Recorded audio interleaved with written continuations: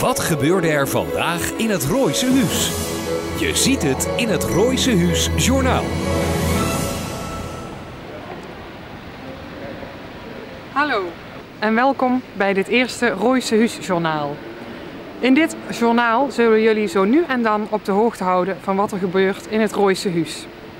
Vanaf 14 december zal hier op het Henseniusplein het Rooise Huus staan.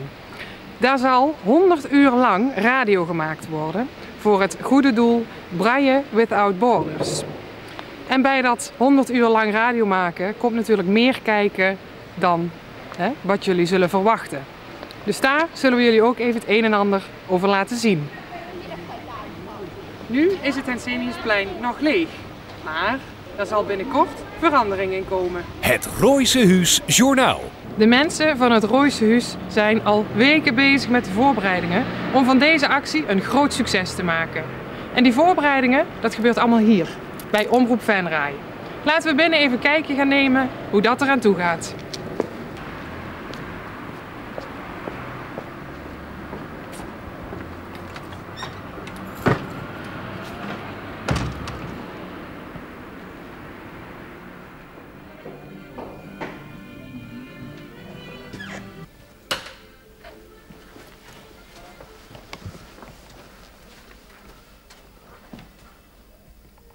Hier wordt alles voorbereid voor het Rooise Huus 2011.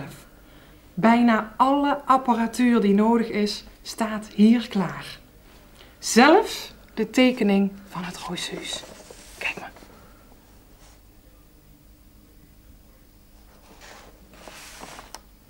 Spannend. Maar welke DJ's zitten er nou eigenlijk in het Rooise Huus 2011? Laten we die maar snel bekend gaan maken. Het Rooise Huus Journaal. Ik ben Nico Broers, ik ben 42 jaar oud. Ik ben getrouwd met Sylvia Vermeulen. We hebben 3 hondjes en als dagelijks werk ben ik onderhoudsmonteur bij Spiro Clean, een ventilatiebedrijf. En bij de omroep ben ik verantwoordelijk voor de reclame en voor de jingles. En ik heb zelfs nog een radioprogramma op de zaterdagmorgen. Wie kent Nico niet? En ik deel voor de 3e keer het huis met André van der Heijden, 41 jaar, getrouwd en 1 dochter. Ik ben werkzaam als kwaliteitsmedewerker bij een internationaal bedrijf. En bij Omroep Venray heb ik een danceprogramma. En dit jaar zit ik voor de 2e maal in het Rooise Huus met Paul Verhoeven. Ik ben 40 jaar, ik werk als systeem- en netwerkbeheerder bij Jan Linders in Nieuwbergen. En ik ben volgend jaar 20 jaar alweer bij Omroep Venray. En ja, mijn passie is altijd radio geweest. Ik vind radioprogramma's als het Weeshuis van de Hits, vroeger Curry en Van Inkel, 2 meter de lucht in. Dat waren programma's waar ik echt verslaafd aan kon raken. Daar moest ik elke week naar luisteren. En daarom ben ik eigenlijk ook bij de omroep begonnen. Op dit moment maak ik zelf het programma Link voor Omroep Venray. Iedere zondagavond van 5 tot 6. En dit jaar zit ik voor de 2e keer dus in het Rooise Huus. En mijn collega die dit jaar voor het eerst het huis in gaat is Mark de Wit, 20 jaar oud, ben student elektrotechniek. Want heel stoer te zeggen, middenkader engineering, industriële automatisering. En verder maak ik programma's bij Omroep Venray, zaterdagmiddag tussen 1 en 3, Retourtje Venray. het Rooise Huus 2011 zal zich dit jaar inzetten voor Braille Without Borders. Begin van het jaar hebben wij organisaties opgeroepen, stichtingen die dus een goed doel aan konden dragen. Daar zijn er heel veel op, hebben erop gereageerd. We hebben daar een selectie uitgemaakt van 3 organisaties die zich gepresenteerd hebben. Daar is Braille Without Borders dus als winnaar uitgekomen. Een zeer goed doel met Paul Kronenberg. Je zit dus in Tibet. Ja, proberen dus dit jaar toch een flink bedrag binnen te halen. Of het net zoiets als vorig jaar zullen halen, dat is maar de vraag. Maar ik hoop het wel, maar we zien het wel hoe het gaat. En ik ben erg benieuwd wat we dit jaar op gaan halen en ik heb er erg veel zin in. Toen ik hoorde dat we voor dit goede doel gingen strijden, toen heb ik proberen in te leven wat het is om blind door het leven te gaan. Ik heb thuis eens 5 minuten de ogen dicht gedaan en eens geprobeerd om het een en ander voor elkaar te krijgen met de ogen dicht. En dan pas ervaar je hoe het is om niet te kunnen zien. En dat is een van de redenen waarom dat ik zeg van ja, dat is een goed doel. Zeker omdat het ook Venray gerelateerd is met Paul. Paul Kronenberg heb ik het dan over. Die samen proberen om mensen te helpen om hier een goede weg in te vinden. En dat is een reden waarom dat we dit jaar zoveel mogelijk geld voor moeten binnenhalen. En ik vind dat een heel goed doel, omdat dat opgezet is door 2 mensen die eigenlijk alles gewoon achter hebben gelaten.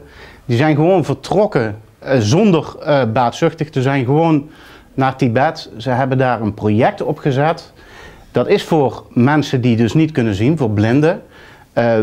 Kinderen die heel geïsoleerd zaten, verstoten waren. Die kinderen die helpen ze. En wat ik heel erg mooi aan het project vind, is dat ze naast die kinderen te helpen ook mensen opleiden om zo'nzelfde project op te gaan zetten in andere delen van de wereld. Dus het is eigenlijk de bedoeling dat het als een olievlek zich gaat verspreiden. En dat vind ik heel mooi. Dus je bent niet alleen bezig voor de mensen ja, waar nu hulp aangeboden wordt, maar ook voor de toekomst. Het wordt een project wat veel langer doorgaat. En dat vind ik heel mooi aan Braille Without Borders. Ook hoe dat ze elkaar hebben leren kennen in een kroegje. Ja, om lang verhaal kort te maken, uiteindelijk zei Paul Kronenberg, ik ga met jou mee. Om daar in Tibet een school op te zetten voor blinden. En uiteindelijk te zorgen dat de blinden toch ja, iets moois van hun leven kunnen maken. Dus met een studie en een leuke baan kunnen krijgen. Dit jaar maak ik voor de 3e keer het huis in. En ja, voor de 3e keer is het voor mij ook wel feest. Het eerste jaar was op de Grote Markt, was het allemaal even uitproberen hoe het zou gaan. Dus ja, sowieso nieuw omdat je voor de eerste keer erin gaat. Vorig jaar een geweldige uitzending gedaan voor Calabas. Dit jaar ja, op dezelfde stek, ook op het Henseniusplein. En het zijn ook wel 100 uur. En ja, er komen vele artiesten, gasten. Verschillende acties zijn erop gezet en ja, het is echt een feest om dat mee te maken. En ik hoop dat dat dit jaar met de andere 3 collega's gaat lukken, maar daar ben ik wel van overtuigd. Ik zit er dit jaar voor de 3e maal in en ze zeggen wel eens 3 maal is scheepsrecht. Hoe ik dat ervaar, dat is ieder jaar weer anders. Het eerste jaar helemaal totaal geen verwachtingen. Het tweede jaar had ik wel wat meer verwachtingen, maar toch, het was weer gigantisch anders dan dat ik het gedacht had. En ook dit jaar is weer een jaar waarvan ik zeg van, gewoon over ons heen laten komen. Het enige wat telt is dat we zoveel mogelijk geld ophalen. Of het nou 100 euro is, 1000, 5000, maakt allemaal niet uit. Dat we maar geld binnenhalen. En zoals ik al zei, ja, dat kun je doen door plaatjes te draaien. Wat is een beter doel om platen te draaien als DJ zijnde en daar ook nog mensen mee te helpen. Dat is eigenlijk een drijfveer om zoveel mogelijk geld binnen te halen. En dat is eigenlijk waar ik het ieder jaar weer voor doe. Wat verwacht ik dit jaar van het Rooise Huis? Nou, eigenlijk heb ik me voorgenomen niks te verwachten, want ik wil het gewoon over me heen laten komen. Ik wil het gewoon ervaren. Vorig jaar was echt schitterend. We hebben een bedrag opgehaald wat ik van tevoren nooit had durven hopen. Of dat dit jaar gaat gelukken, weet ik niet. Dat is ook niet een doel voor mij op zich, dat we hetzelfde gaan doen als vorig jaar. Wat ik wel heel erg leuk zou vinden, is als mensen platen aanvragen die mij weer gaan verrassen. Ik ben een muziekliefhebber en als iedereen dezelfde platen aanvraagt, dan wordt het 100 uur lang een beetje saai, denk ik. Dus probeer me uit te dagen, vraag een leuke plaat aan. En als je dat doet, zorgen wij voor de sfeer en dan gaan we met z'n allen zoveel mogelijk geld ophalen voor het goede doel. Voor mij ja, het eerste keer dat ik in het Rooise Huis zit.